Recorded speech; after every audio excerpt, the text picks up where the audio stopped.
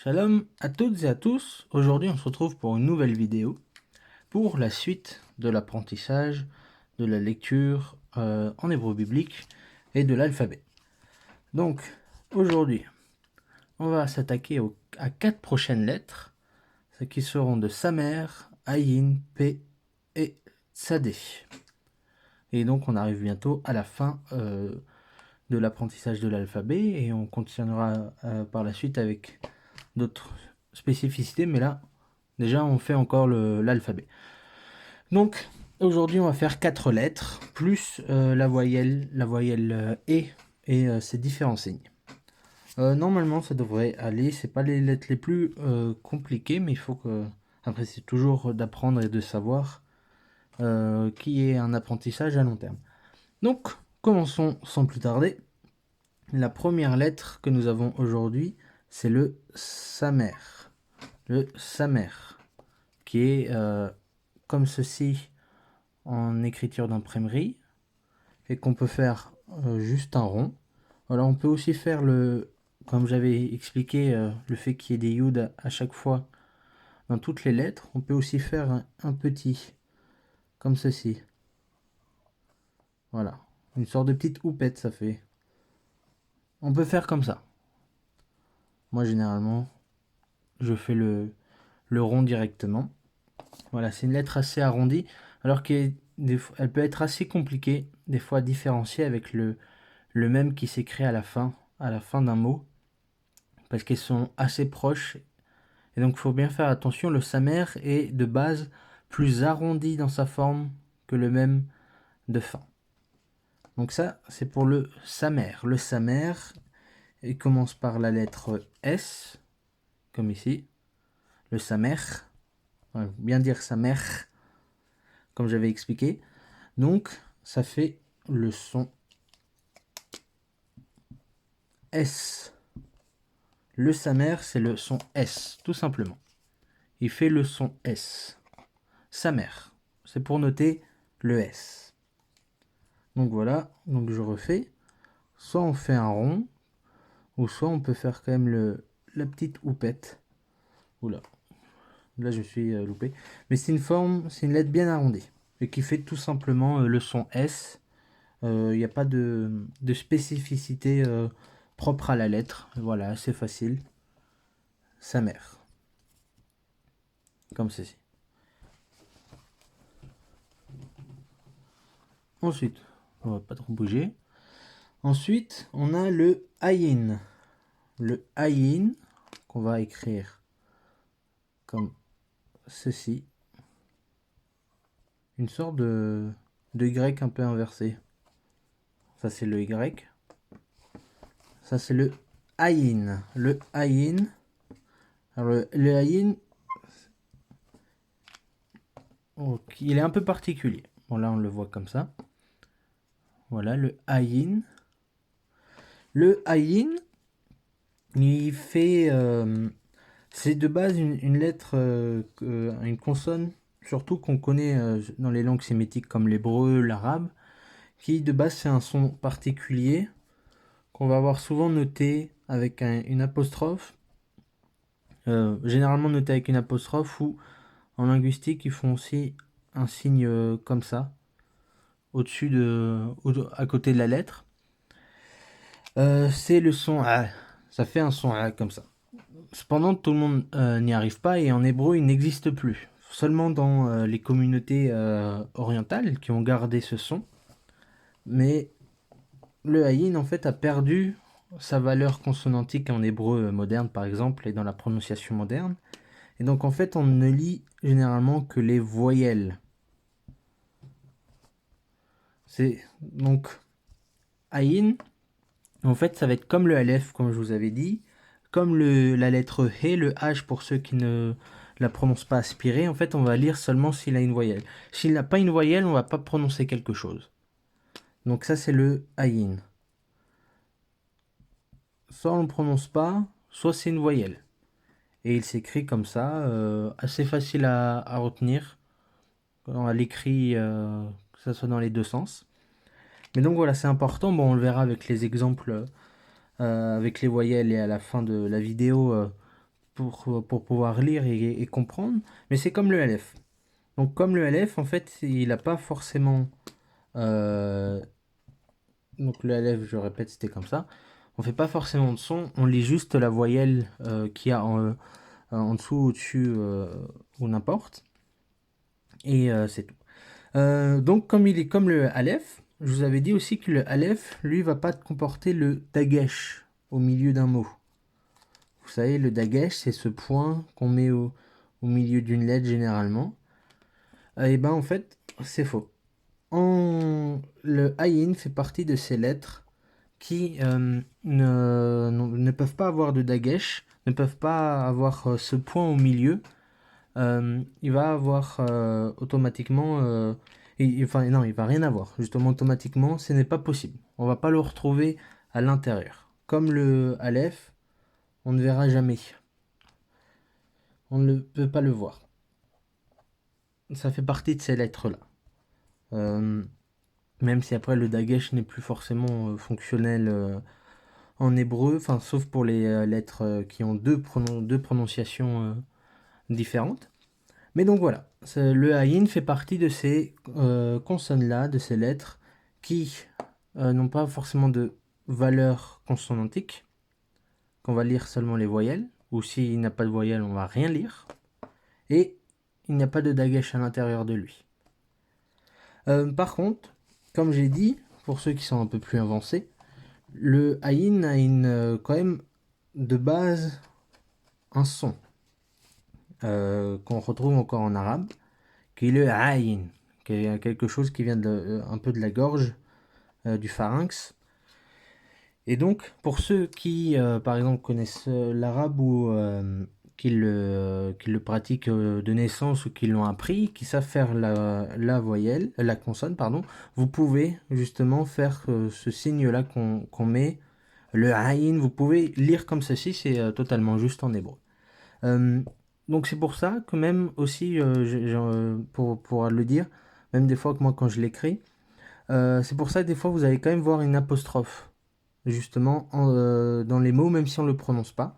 C'est pour montrer que normalement le mot a un aïn. Par exemple, moi ce que j'écris beaucoup sur le blog, c'est le prénom de Yahshua. Yahshua, qu'on peut aussi écrire SH, hein, mais moi je fais un peu à la française le son che. À la fin de Yahshua, moi je mets toujours ce signe-là. C'est parce qu'en fait, Yahshua, à la fin, on en retrouve justement le aïn. Donc on va retrouver le yud qu'on a déjà vu, et on va avoir une lettre qu'on n'a pas encore vue, le son che, mais ça, ce sera dans la prochaine vidéo. Et en fait, j'ai même oublié, et un petit vav. Et on a vu le vav aussi. Et donc en fait, à la fin, Yahshua, ici il a la lettre A, en plus, on a vu la voyelle avec. Il a ça. Il a ce ayin là avec le A, c'est pour ça qu'on dit Yahshua. Yahshua en fait. Et donc c'est pour ça qu'on va avoir en fait une apostrophe d'écrit parce que dans le prénom il a le ayin. Et même quand il se prononce pas, généralement moi je le mets. Donc ça c'était pour le ayin. Si jamais je mettrai les notes de cours, donc j'ai pas encore mis les notes de cours de la précédente vidéo, mais ça va arriver. J'ai pas trop eu le temps, mais je vais bientôt les mettre et quand je les mettrai, je préviendrai. Donc ça c'était pour le ayin. On va passer à la troisième lettre de cette vidéo, qui est le P. Et donc le P qu'on écrit, hop, généralement comme ceci. Le P. Alors, un peu plus stylisé, comme ceci. Le P, lui, c'est une lettre particulière, parce que il a aussi deux prononciations qui ne changent pas la lettre, qui font quand même partie de la même lettre, mais c'est en fonction justement de ce fameux dagesh ou non.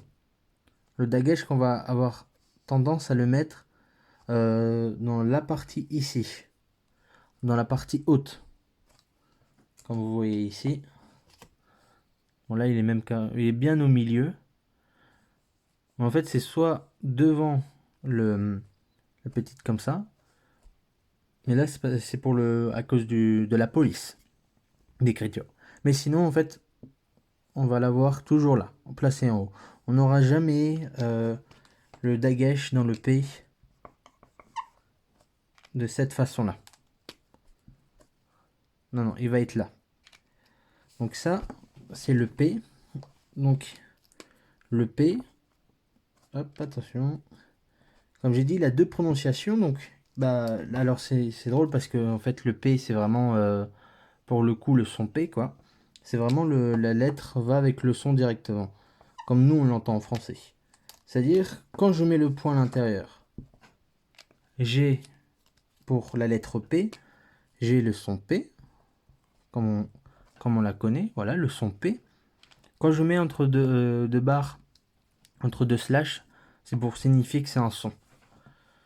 Et quand nous n'avons pas, justement, ce fameux Dagesh, en fait, notre P devient un F. Donc, comme ça. Je peux même l'écrire pour qu'on comprenne bien comme ça. Parce que ça vient du P. Hop. Donc voilà. Ah oui, mince, non. Et du coup, quand il n'a pas de Dagesh, pardon, c'est moi qui me suis trompé là. Quand il n'y a pas de Dagesh, c'est le son feu. Quand il a le Dagesh, c'est le son P. Ça, c'est la première particularité pour cette lettre-là, alors qui se fait dans ce style. Donc, voilà, donc on part vraiment de, hop, une sorte de, on voit limite un œuf à l'intérieur. Un œuf, mais qui lui, par contre, est plus ouvert. Donc ça, c'est la première particularité du P. La lettre de base, c'est le son de base, c'est le P, mais il va aussi nous faire le son F, mais ça change pas le mot, ça change pas le sens du mot. Hein. Mais ça, toutes ces lettres qui ont deux prononciations, je reviendrai dessus dans une vidéo spécialement pour bien comprendre ce phénomène. Mais le son P, il a aussi un deuxième phénomène qu'on a déjà vu, pas quelque chose de nouveau, hein, mais il faut le savoir. Quand il est au début, au milieu d'un mot, il est comme ceci. Quand le P devient la dernière lettre d'un mot, ou est la dernière lettre d'un mot, il va avoir aussi une forme de fin, comme on a déjà vu. Une forme un petit peu différente.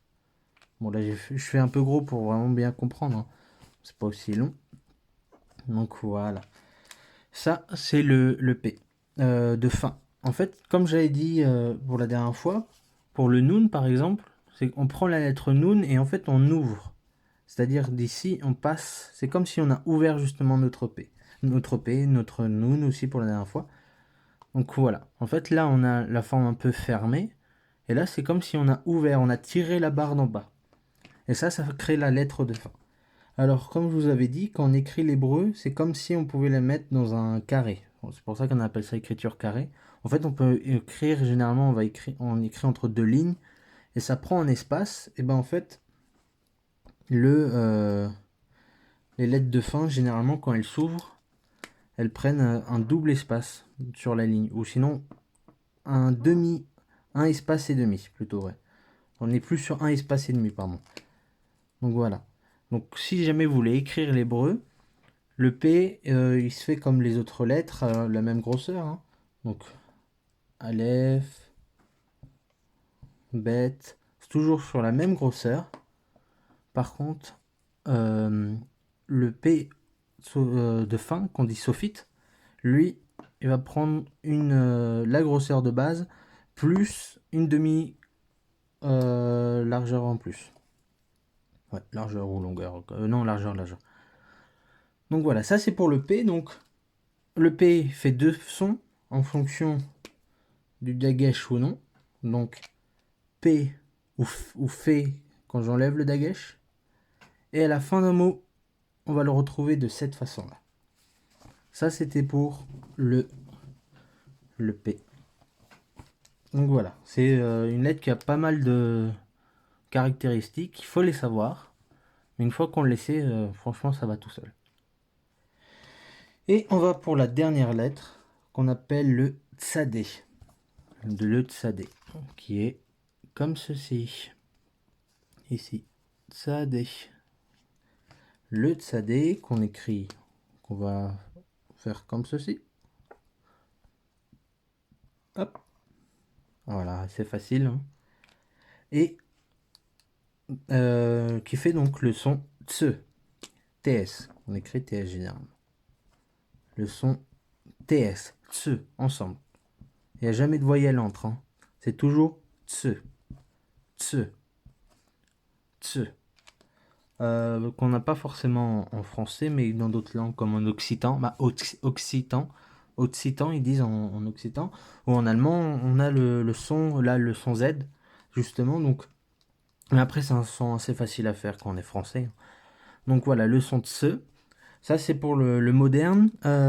Pour ceux qui sont arabisants ou qui connaissent les langues sémitiques, le tsadé peut aussi faire une langue, pas une langue, mais un son, pardon, assez sémitique, qui est une sorte de S emphatique, c'est-à-dire un S, mais qu'on va accentuer, que ça fait so. Mais ça, c'est des sons assez compliqués, donc ceux qui le font généralement, c'est ceux qui sont vraiment passionnés par les langues sémitiques et la prononciation sémitique, ou ancienne, mais qui est assez compliqué. Nous, on fait le moderne, on s'applique sur le plus simple. Le plus simple, c'est de faire le son tse. Voilà, c'est le tse, c'est facile, donc tsadé. Voilà, c'est pour ça qu'on dit tsadé, parce qu'en fait, c'est la prononciation de la lettre. Donc le tsadé, voilà, pas forcément une lettre avec beaucoup de caractéristiques. On peut mettre un dagesh dans la lettre ou non, mais ça change pas le son. Par contre, elle va avoir, comme on l'a vu pour le P, elle va aussi avoir une forme de fin. Comme je l'ai dit, si la lettre se retrouve à la dernière place du mot, à la toute fin, eh ben en fait, sa forme change et sa forme va changer comme ça, en fait. Hop, voilà. C'est en fait, c'est comme pour le P, comme pour le Nun et comme pour le Kaf qu'on avait vu. Généralement, en fait, les lettres de fin s'ouvrent. Le même, c'est une exception. Je rappelle le même, qui est M. On avait cette forme de base, et ça, c'était la forme à la fin. Le même, c'est la seule lettre qui, elle, se ferme. Mais sinon, en fait, toutes les lettres de fin, elles s'ouvrent. Donc, on est passé du tsadé avec une barre horizontale, et en fait, on fait qu'une barre verticale, et on fait juste la barre qui partait en angle fermé. Voilà, en angle aigu. Donc c'est la spécificité du tsadé, spécificité, caractéristique, je me répète beaucoup, pour cette lettre. Donc on va récapituler les lettres qu'on a vues avant de passer à la voyelle. Donc on avait commencé par le samer. Samer assez facile. On peut faire comme ça ou juste un rond qui fait le son S. Samer, samer, S. On a vu ensuite le son Ayin, qui lui, le Ayin, on ne lit seulement les voyelles quand il en a. C'est que le Ayin n'est pas une voyelle, mais il a perdu sa prononciation de consonantique, sa consonne, et donc on ne lit seulement les voyelles qu'on écrit dessus. Ensuite, et je rappelle, on ne met pas de dagesh dans le Ayin, jamais. Ensuite, on a le P, qui lui est très facile à comprendre, puisque c'est vraiment comme si on prononçait la lettre P en français. Le P, quand il a le dagesh, c'est P. Quand il ne l'a pas, c'est F. Et il peut s'ouvrir. Il peut être comme ceci. Et puis on a vu, hop, je vais effacer un petit peu, faire de la place. Et puis on a vu le tsadé, qui lui fait tse. Le tsadé fait tse, et qui lui aussi peut s'ouvrir seulement quand il est à la fin d'un mot. Voilà. Et ça, c'est pour le tzadé. Et c'est pour les lettres que nous avons vues aujourd'hui, qui sont les 4 lettres de Samer à tzadé. Qu'on reverra ensuite, puisque après les voyelles, on va justement faire des exemples avec quelques lettres et voir aussi comment prononcer. Donc, si jamais j'ai un peu trop vite ou que vous comprenez moins, vous pouvez toujours prendre le temps de regarder la vidéo et de prendre votre temps pour bien assimiler la dose d'information. Donc, comme à mon habitude, je vais écrire voyelle. Et aujourd'hui, bon, c'est un peu haut, mais au moins ça me laissera de l'espace. La voyelle E. Voyelle E.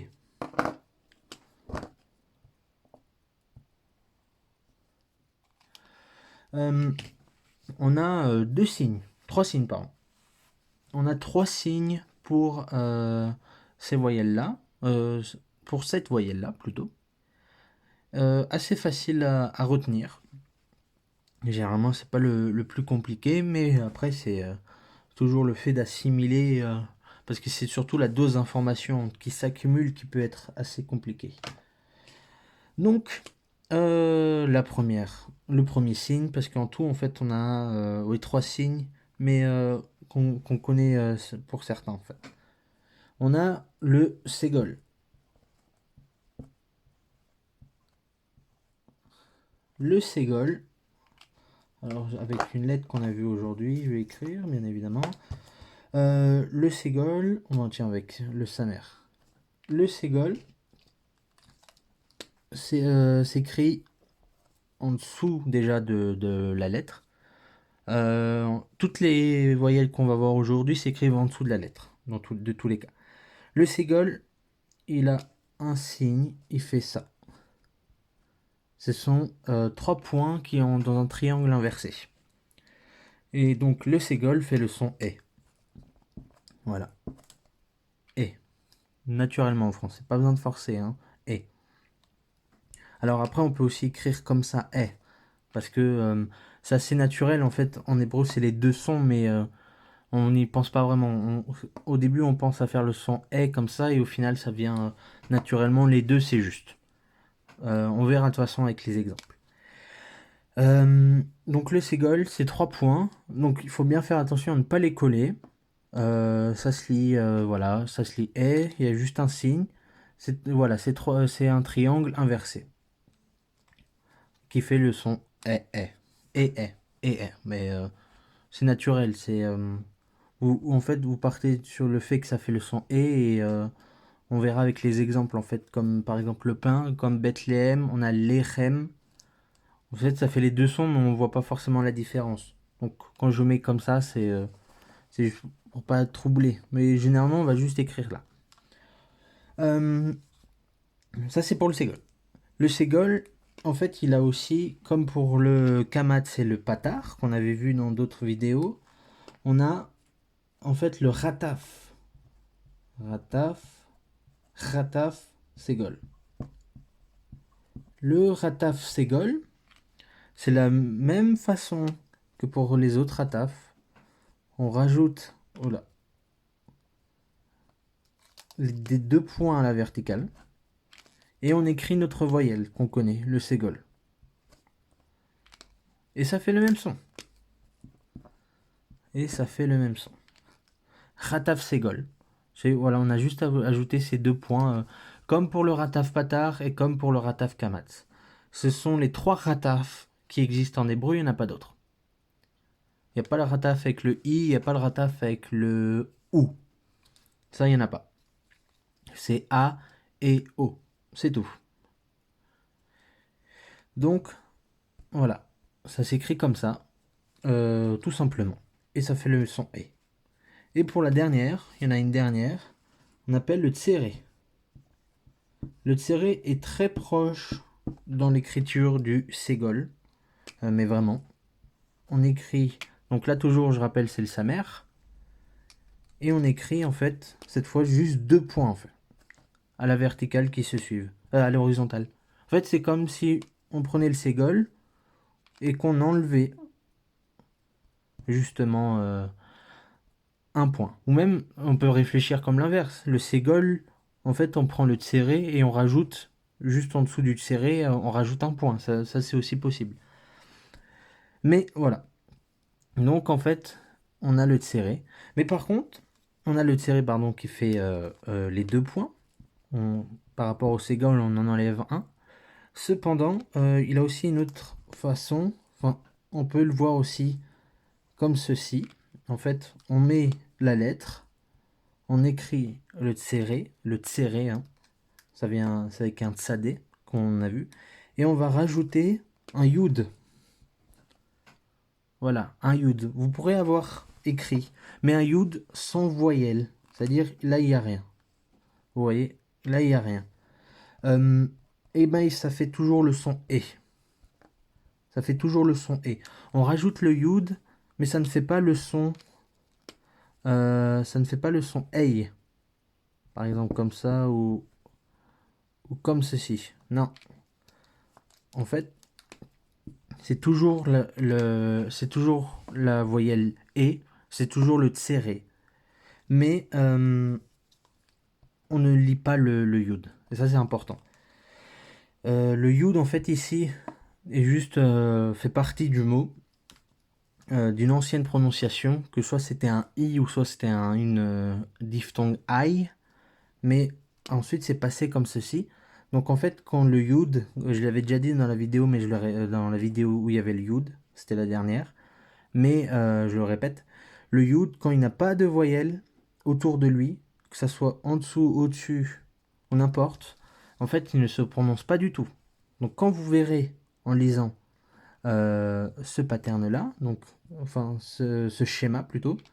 Quand vous verrez ce schéma-là, vous saurez que vous devez dire et pas prononcer le yud.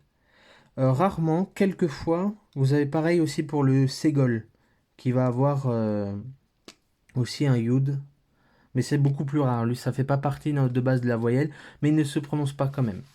Par contre,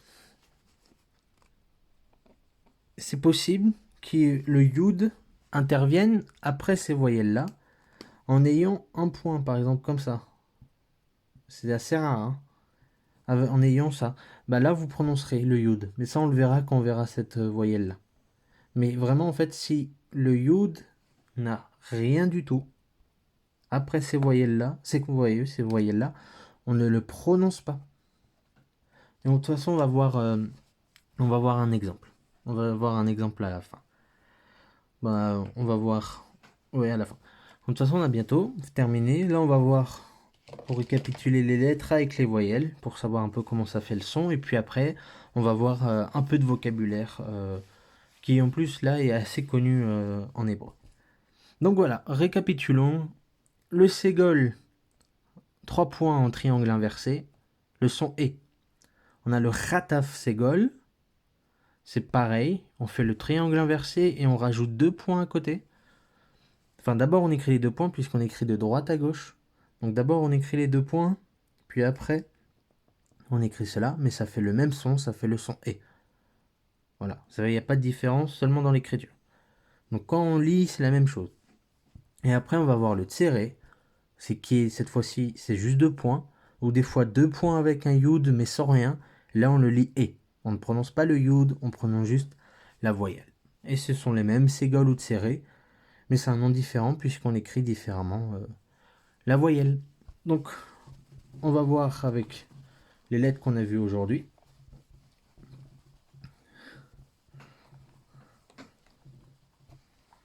Voilà. Hop. Donc, on va voir un petit exemple. Je vais prendre... Ah tiens, je vais prendre le samer. Je vais écrire ceci. Et je vais demander quel son fait le samer. Quel son fait le samer en ayant cette voyelle. Il fait le son S. Non, oui, il fait le son S, mais quel son il fait avec les voyelles, pardon. Il fait le son C. C. Il fait le son C. Exactement. Il fait le son C. J'en profite pour dire, certes, beaucoup de fois, quand on va écrire l'hébreu avec le samer, on va écrire un mot avec, par exemple, je dis n'importe quoi, hein, yissé, j'écris n'importe quoi, hein. Yissé par exemple, enfin c'est pas un mot, hein. Mais on va écrire par exemple en phonétique, c'est-à-dire avec l'alphabet romain, latin, on va écrire l'hébreu. Quand vous voyez un S entre deux voyelles mais qui est tout seul, le S ne fait pas le son Z.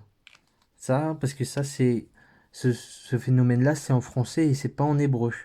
Si vous voyez un S en hébreu écrit avec les lettres latines, un S au milieu de deux voyelles, vous le prononcez S. Comme par exemple les Espagnols, eux n'ont pas ce phénomène. C'est-à-dire un seul S au milieu de deux voyelles reste un S. C'est important parce que des fois j'entends des personnes lire et ils se font avoir en pensant que c'est comme en français, alors que non.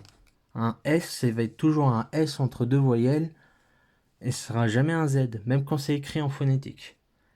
Alors après, certaines fois, beaucoup des personnes, et quand ils le font en phonétique pour les Français, c'est vrai qu'ils vont écrire deux S quand même, pour éviter l'erreur. Mais moi, par exemple, j'écris quand même qu'un seul S, et je sais que d'autres personnes le font aussi. Et donc, c'est important de connaître cette règle, de savoir de ne pas se faire avoir. Donc là, C. Alors, je vais prendre une autre lettre qu'on a vue aujourd'hui. Donc, hop, je vais écrire comme ça. Quel son ça fait? Quel son ça fait? Ça fait le son fait. Fallait pas se faire avoir parce que je n'ai pas mis de dagesh. Si j'avais mis de dagesh, ça aurait été le son P. Or, il n'y est pas là. Et une dernière, après on passe au vocabulaire. On va mettre. Hop. Tac, tac. Et voilà. Quel son ça fait? Quel son ça fait?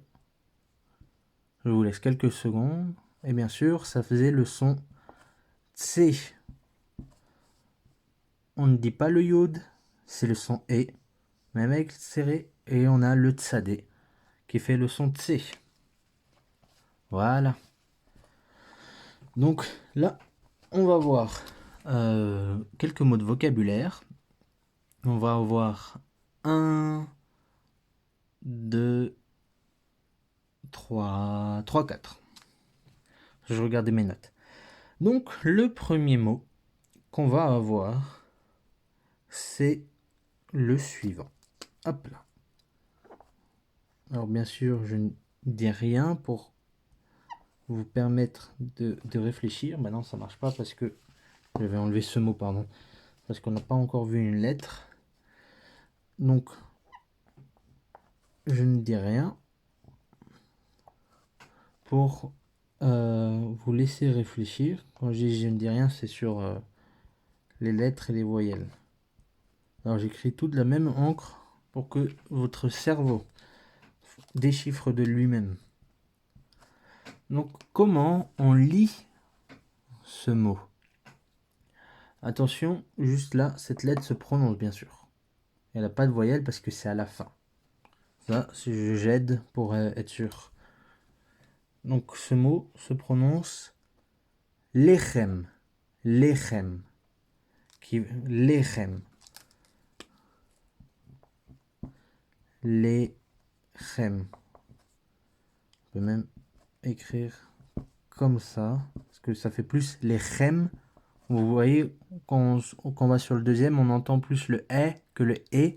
Mais c'est les mêmes voyelles. C'est juste une habitude en hébreu, en fait. Le E et le S sont très proches. Donc, vous verrez, même, ça vient assez naturellement, en fait. Quand vous dites juste, ah, je dois faire une sorte de son E, ben, vous le lisez et ça va faire naturellement lechem ou lechem. Vous voyez, on n'entend pas vraiment la différence. Lechem, lechem, donc lamed, segol, Chet, Ségol, et même Sophite, qui se prononce. Hein. Il n'a rien, mais il se prononce parce qu'il est à la fin du mot. Et que ce n'est pas un Aïn ou un Aleph. Hein, donc il faut bien prononcer. Donc Lechem, ça veut dire le pain. C'est pour ça que j'ai utilisé avant la ville de Beth Lehem, qui est en hébreu Beth Lechem, qui veut dire la maison du pain. Lechem, pain. Donc Lamed, vous voyez que j'ai fait la barre du haut, j'ai pris un espace aussi au-dessus. Ça, c'est toujours le Lamed. Il a un espace au-dessus. Chet, même sophite. Lechem. Hop. Ensuite, on a le deuxième sur 3. Donc, on a ça, ça et ça. Hop, pour les voyelles, on a celle-ci et on a celle-ci. Voilà, il faut que je fasse vraiment égal. Donc, comment on se lit? Attention, ne vous faites pas avoir. Je rappelle qu'on lit toujours de droite à gauche, comme ceci. Hop, de droite à gauche. Et ce mot-là se prononce ayin, ayin, ayin. Hop, ayin. Eh oui, ayin qui est en fait le nom de la lettre ayin. On voit le ayin ici. On voit le yud. Et là, c'est très important parce que le yud a une voyelle. Donc il se prononce ye, yin. Là, on voit le nun de fin qu'on a vu la dernière fois. Et ici, on a vu le ayin avec le a, le patar, donc qui se prononce. Et là, le ayin de nouveau, à la fin, on le prononce. Et on a donc égal ayin, qui veut dire en fait l'œil. C'est la signification de la lettre en fait. Ayin, la lettre ayin en fait vient directement du mot ayin qui veut dire l'œil. C'est un œil. Pourquoi? Parce que quand l'alphabet a été créé avec une ancienne écriture, pas celle-ci, ils ont pris justement des dessins en fait. C'est-à-dire que pour faire l'alphabet, ils ont pris les lettres de chaque premier mot et ces mots-là en fait ils ont dessiné. C'est-à-dire que Ayin en fait faisait comme j'ai dit le son A et donc ils ont pris le dessin de l'Ayin qui était globalement c'était un œil hein, à l'époque. C'était comme ça. En fait, on dessinait l'œil et on savait lire que c'était le Aïn. Et donc, c'est pour cela que les noms des lettres, en fait, sont des mots. Parce que chaque première lettre de Aïn, de chaque première lettre des mots de l'alphabet, correspondait en fait à la valeur consonantique de la lettre. Comme le Aleph, qui, que je rappelle, se dessine comme ça. Mais à l'époque, se dessinait comme ça. Là, on voit le A quand on inverse. Et en fait, ça vient d'une forme de... Quand on faisait le taureau à l'époque. Pourquoi? Parce que Aleph, ça veut dire... C'est un des mots pour dire taureau, bœuf. Et ça faisait le son E. On disait Aleph pour parler de taureau. Et en fait, on se disait, ah mais si je dessine un taureau, je sais que ça va être le son E. Et donc quand j'ai écrit, en fait, voilà, c'était la logique de l'époque. Donc c'est pour ça que les lettres de l'alphabet sont des mots à part entière de l'hébreu. Donc ça c'est pour Ayin, qui est la lettre, parce qu'en fait Ayin veut dire l'œil, la lettre. Et dernier mot, on va avoir... oui, on va avoir... Tac. Non, je me suis trompé. Ça c'est en hébreu cursif ça. C'est en cursif, mais là on fait le carré, le biblique. Voilà. Tac. Tac. Hop. Donc là, j'ai mis une voyelle qu'on n'a pas encore vue. Donc c'est pour ça que je la mets dans une autre couleur. Mais en fait, il faut pas avoir peur. Ici, en fait, on ne prononce pas. C'est-à-dire, c'est comme pour cette lettre ici, elle ferme la syllabe. Donc en fait, ici, là, je vous donne, il faudra lire comme une consonne cette lettre-là. Et ici, il faudra le fermer. C'est un peu compliqué, mais vous allez la voir. Donc là, c'est une lettre qu'on a vue aujourd'hui. En fait, vous allez juste prononcer comme si c'était à la fin d'une syllabe. Parce qu'elle est à la fin de la syllabe ici. Ici, c'est la syllabe. Et ici, c'est une nouvelle. Donc, cette lettre-là, elle est consonantique. Il faudra dire sa consonne. Et ici, il faut qu'elle ferme. C'est-à-dire comme si elle était à la fin d'un mot. Donc, ça, on le verra plus tard dans une vidéo spéciale. Donc, ce mot-là, comment il se lit? On commence par là, toujours. De droite à gauche. Allez, je vous le donne. Ça va se liser mitzvah. Mitz, c'est pour ça en fait, c'est pour indiquer qu'elle ferme la syllabe. Donc mitz et ici va. Mitzvah, mitzvah, qui veut dire commandement ou ordre. Commandement,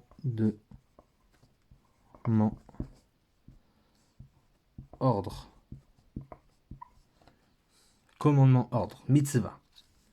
Donc c'était un peu le point difficile. C'est pour ça que j'ai essayé de guider en disant que ça fermait la syllabe. Ça, on le verra. Mais voilà, donc mitzvah, des lettres qu'on a vues auparavant, ici qu'on a déjà vu. Donc en fait, vu que là c'était une fin de syllabe, là le vav se prononçait ve et non pas mitz. A par exemple, ça n'existe pas. On avait vu que le vav ne peut être une voyelle que si c'est avec des consonnes o ou ou. Mais avec un a en fait, il se prononcera toujours ve ou va du coup. Donc voilà, c'était pour la vidéo pour ces lettres de l'alphabet de Samer à Tsadé. Donc on a vu Samer, le son S. On a vu Ayin qui ne fait que les voyelles qui portent. On a vu P qui fait le P avec un dagesh, qui fait le F sans dagesh et donc il a une forme de fin. Et on a vu le Tsadé qui fait Tse et qui lui aussi a deux formes selon l'emplacement du mot. Voilà, allez à la prochaine, ciao ciao.